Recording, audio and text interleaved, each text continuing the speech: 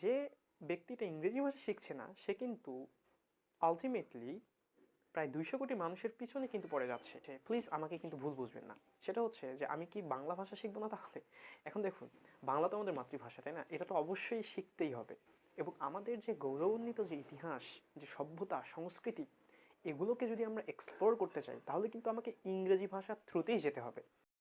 আপনি জেনে অবাক হবেন, প্রায় 565 মিলিয়ন মানুষ কিন্তু প্রতিদিনই ইন্টারনেট ব্যবহার করছে। মোট জনসংখ্যার প্রায় 25% মানুষ কিন্তু ইংরেজি ভাষা শিখছেন। এখন প্রশ্ন কিন্তু আসতেই পারে যে এত বেশি মানুষ কেন ইংরেজি ভাষা শিখছেন? বর্তমানে পৃথিবীতে প্রায় 200 কোটির মতো মানুষ ইংরেজি ভাষা ব্যবহার করতেছেন এবং শিখছেন।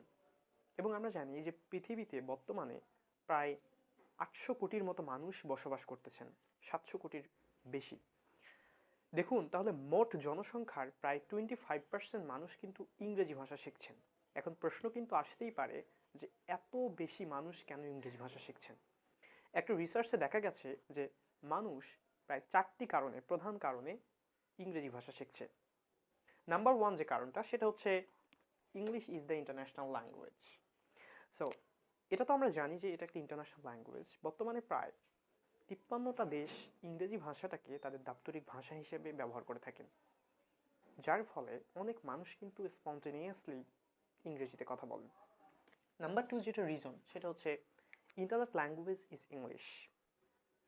বর্তমানে সারা বিশ্বে প্রায় 565 মিলিয়নের মতো মানুষ প্রতিদিনই ইন্টারনেট ব্যবহার করে থাকেন এবং ইন্টারনেটের যত প্রকার টুলস আছে এবং ইনফরমেশন যেগুলো আমরা পাই এবং সোশ্যাল মিডিয়ার অনেক বড় একটা পার্ট, যেমন হচ্ছে ফেসবুক, ইউটিউব, ইনস্টাগ্রাম, লিঙ্কডইন, এই সবগুলোর কিন্তু হচ্ছে ইনফরমেশনগুলো পাবলিশড হয় ইংরেজি ভাষায়, যার ফলে কিন্তু দ্রুত গতিতে ইংরেজি ভাষার জনপ্রিয়তা আরও বেড়ে চলেছে।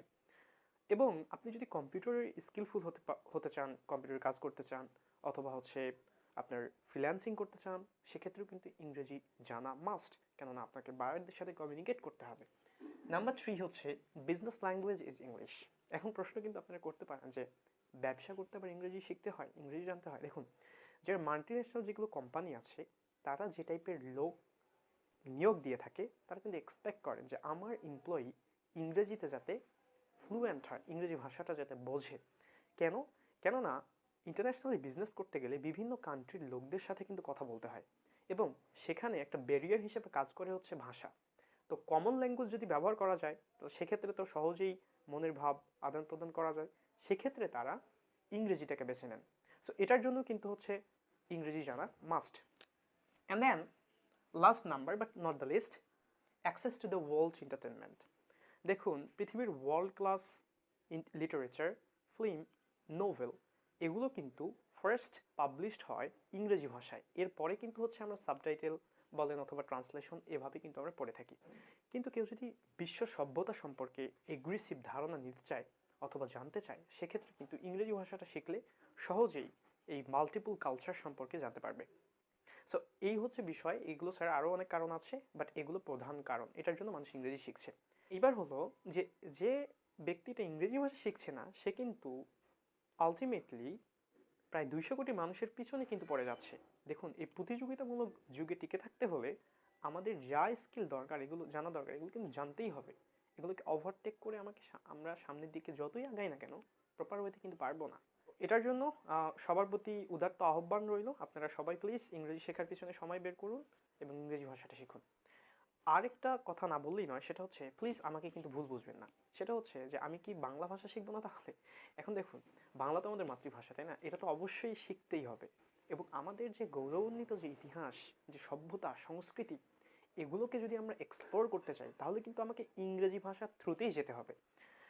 আপনারা জানেন যে ইতিমধ্যে অনেকেই আমাদের দেশকে রিপ্রেজেন্ট করতেছে। তো এটা একটা ভালো ওয়েও হতে পারে যে আসলে আপনি নিজেকে রিপ্রেজেন্ট করলেন, নিজের কান্ট্রিকে রিপ্রেজেন্ট করলেন। সো এই হচ্ছে আজকের বিষয়। That's it for me for today. Thank you so very much for watching this video.